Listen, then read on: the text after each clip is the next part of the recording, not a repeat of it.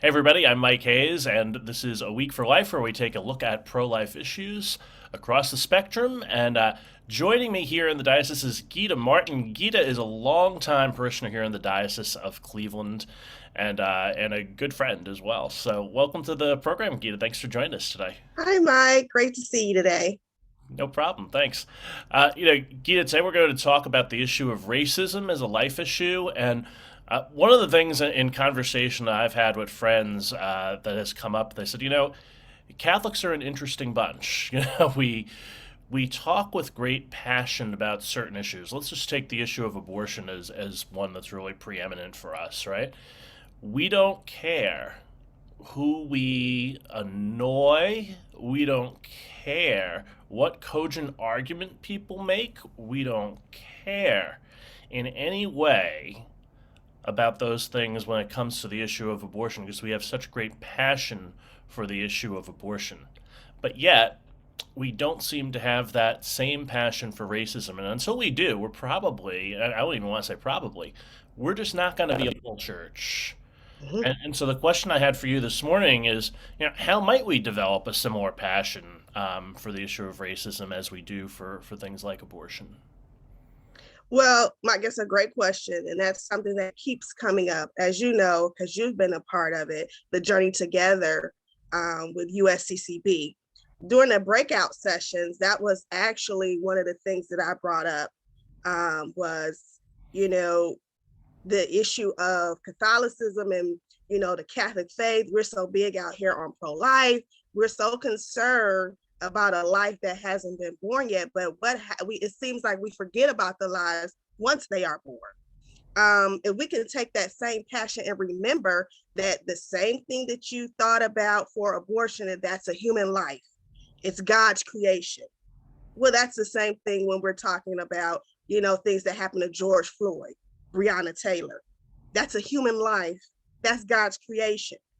You should have the same exact feeling. Some type of disconnect happens with that in the Catholic Church. It's well, that doesn't affect me. That's not in my immediate surroundings. And so if we can have that same, it's a mind frame, Mike. It's the same mind frame. If we're about being following the teachings of Jesus Christ and knowing that all humans are humans, like we want to say about the fetus, then it should be for adults as well.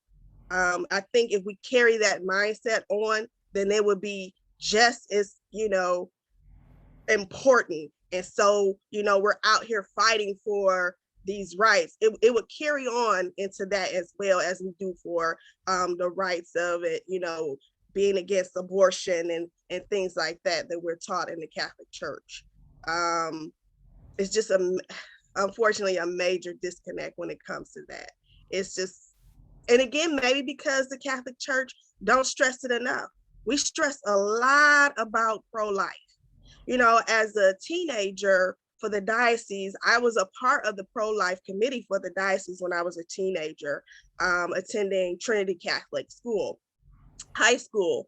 And I know I dealt with racism going to Trinity at the time in the early 90s, where it was only 5 of us in my class, 5 African Americans. But going downtown to those pro-life meetings and all of we're, talking about, and I'm just like, this is not in my orbit. Nobody in my circle is thinking about abortion. They're not doing the activities to want you to think about abortion. But what's happening in my reality is racism. But we don't seem to take that into consideration. So we have those type of groups. Like I said, as a teenager, I was a part of a pro-life group. But where was the anti-racism group? Where was the strong encouragement of diversity? Where was that? So again, that's again on the Catholic Church on taking a stance and putting that in the forefront of, like we do abortion. We have all these committees on pro-life, but we have nothing about how to cultivate, different cultures. Yeah, that's a great call to action there, Gita. Thanks so much. for reminding us of that. So if I'm a person who's sitting in the pews in my local parish and I want to get involved in something like this, what are ways that some local parishes, maybe if we started at that level, what are ways that they could begin to work on overcoming racism? Where should they even start? Well, you can start in your own parish. When you see someone that comes into your parish that doesn't look like you, don't look at them like, what are you doing here? Yeah, right. I'm a cradle Catholic, Mike, and I still get that when I go into parishes that don't look like me.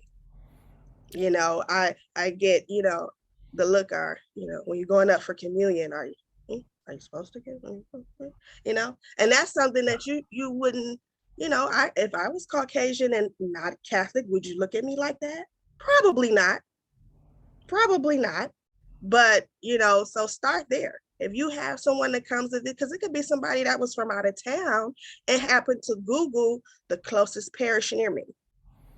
And because that's happened to me before, where I was out of town and I wanted to go to mass and I Google it, and it may not have been an African American community, but this was the closest church near me. So I want to go to mass, and this is where I go. And you're met with those stares when we're supposed to be a community of welcoming, and this is the house of the Lord, and you're looked at like, why are you here? So you can start there. Other things that parishes can do, I wish, Mike, that um, the different parishes, even in this diocese, would get together. We don't do that. Like, we have things amongst ourselves, the four African American parishes in the diocese, they may do something together. But how about we have a parish, St. Patrick's from the west side, mingle with Holy Spirit from the east side. Why don't we have that? Yeah, that's exactly right. I mean, now I know everything is so cautious with COVID, so I know I understand it now. But previous to COVID, we didn't have it. Right, right. That might be where the synod comes in, right? This new synod on synodality that Pope Francis is asking us to do, where we get together just to listen to one another, right?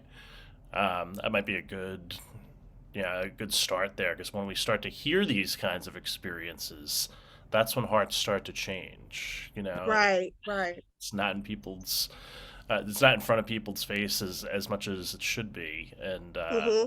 yeah, and then all kinds of mistakes get made. It's interesting you said before about welcoming newcomers in, and when you see someone who doesn't look like you get that look. I'm the director of young adult ministry. Someone told me this story. This is previous to me being in this position, but they said they had an event and they invited the African American parishes to it. It was a young adult ministry event, um, and a group actually came. And they were so excited that they came that they walked up to them and said, "How did you find out about this?" Mike, you're so funny about that story. That was me. Oh, that's funny. That was our group from It's St. Agnes, Our Lady of Fatima, uh-huh. and it was with the YCP. Hmm. That was our group.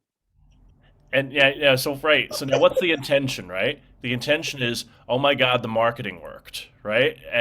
Which avenue worked? Which one of our marketing ploys worked to get them there? But how did it come off, right? It came off as, "What are you doing here?" Right? So that's what I always say, that's what's in my world called, you dumb white person. And that Don't and you from know what that you're doing? incident, Mike, from that incident, I couldn't get nobody to go back to anything else. That's right. Why would they? They look at me like, Gyta, are you crazy? No, I we're am not. No, you're dragging us around this city these people don't want us there. not. So, what are some common pitfalls that white people often fall into besides that one, right? When they try to solve the problems of racism, when they talk about trying to solve the problems of racism. Well, thinking that Black people are supposed to educate you. Yeah. That is a big pitfall. Why are we here to educate something that you created? we when you're coming, that story, like I said, it isn't funny you saying that to me, and it was us. That story is one of them. because I can be objective a lot of times, but a lot of times I'm like, because I can understand the person that asked that question may not have known how that sounds. Like, because you didn't go around to everybody else. You only came to us. So that was the problem, because we noticed that when you single out the African American or Asian or Hispanic in the room and you only go to them and ask those kind of questions, that's the problem.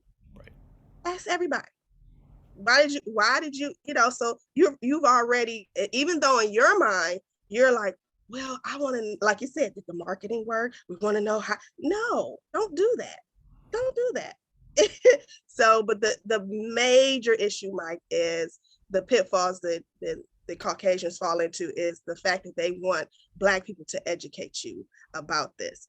That's not our job. And it's not our job to make you feel comfortable. Yeah, that's for sure. So, and that's the other thing, and then when you do have these tough conversations, don't get so defensive. Because a lot of times when African Americans are expressing themselves, they're expressing their experience. Don't discredit their experience because you're already having in your mind to come to a defense. Well, I'm not like that. I didn't do that. It's not, no. They're expressing their experience. And this is an experience that you have not had. That's So right. just listen. And this is an experience that you will never have. So just listen. So that's one of the, and don't always think that we need a savior, someone to come in on the white horse and save us. No, it's about working together. If anything we've learned through the last 2 years of the pandemic and the George Floyd is things only happen when everybody comes together. Right. One group can't save another group. One group can't teach another group. Everybody has to come together. And just the simple fact of just realizing at the end of the day, we are all humans. That's the bottom line. If we could just get to that point, the race thing is just One of the stories I often tell is that people will excuse the behavior of other people, mostly older people, right? mm-hmm. So my sweet little old grandmother, right, who has some, shall we say, viewpoints that would be considered clearly of a racist behavior, right? That there's clearly racist thoughts. We say, oh well, that's the way she was raised. That's the way she was raised. I would say, okay, now wait a minute, let's back the truck up. Why do I have to make that excuse for somebody else about behavior that's clearly wrong? And that's putting, I'll just put it as you and I, right? That's putting you in an uncomfortable position that I'm not willing to put my own grandparent in. I'm not willing to make my grandmother uncomfortable, but I'm certainly willing to make you uncomfortable, Right. right? And so can you walk us through a little bit of what it means to have privilege, and Mm-hmm. specifically white privilege, and maybe also what it doesn't mean? Mm-hmm. Well, you know what? Talking to some of my Caucasian friends that didn't well, a lot of them do understand it, but didn't quite understand the privilege. Like, well, no, I didn't have anything growing up. I was raised very poor. It has nothing to do with that. It has nothing to do with that. It's the fact that you can walk into anywhere and feel comfortable. And Black people have to put on a guard, have to say, okay, we talk to ourselves constantly. Okay, well, this is what's going on today, so I need to make sure I'm this way, so then I won't come off that way. You know, White people don't have to do that. White males, especially, do not have to do that. Do not have to. Right, you do not have to worry about walking in the store and somebody following behind you. You don't have to worry about driving your car down the street and getting pulled over by the cops and having something happen to you. Even as a Black woman, I have to worry about that. Yeah. It's not just Black men. I live in the suburbs of Cleveland. I drive a Lexus. I've been pulled over and no reason. But once he sees my driver's license, and it's okay because I live in this neighborhood, then you're okay to go. But there was no reason. Wow. So, things like that. So it's those are the things that white people would never have to experience. You don't have to worry about when you come into a room how you have to represent a group. You can't just be yourself. Right. I can't act like this because they're gonna think all black people act like this. Right. Do you ever, Mike, ever think about that? I can't No. act like this because they're gonna think all white people act like this. So that's Yeah. I certainly don't represent all white Irish people. exactly. But the black people have a burden of that, and I feel bad for celebrities. Black celebrities have a hard time with that, and that's on another level from the average that you have to be like, okay, well, I can't do this, or I can't say this, I can't look this way because that may be aggressive. Mm-hmm. And that's something that African American women have to really struggle with because we're the fastest growing in the professional world. Yeah. And it comes off that we're aggressive, that we're angry. And it's just, no, I'm about my business. But, that's the privilege that white people don't, you think privilege means money or status. No, it's just the fact that you can walk in anywhere and look and be fine and not looked at a certain way when black people are. Right. Just simple as that. You are. And you're pushed aside, sometimes ignored. Um, yeah. Yeah. Yeah, that's the plain truth about the white privilege is the fact that you don't have to get up and worry about anything. The way I often think about it is that there might be a lot of ways that I am not privileged. Let's just say economically is one, right? There might be a lot of ways that I'm not privileged because I don't have access to certain things, right? But race isn't a factor in any of those for me, Right. right? Right. Where every day that's a factor for you.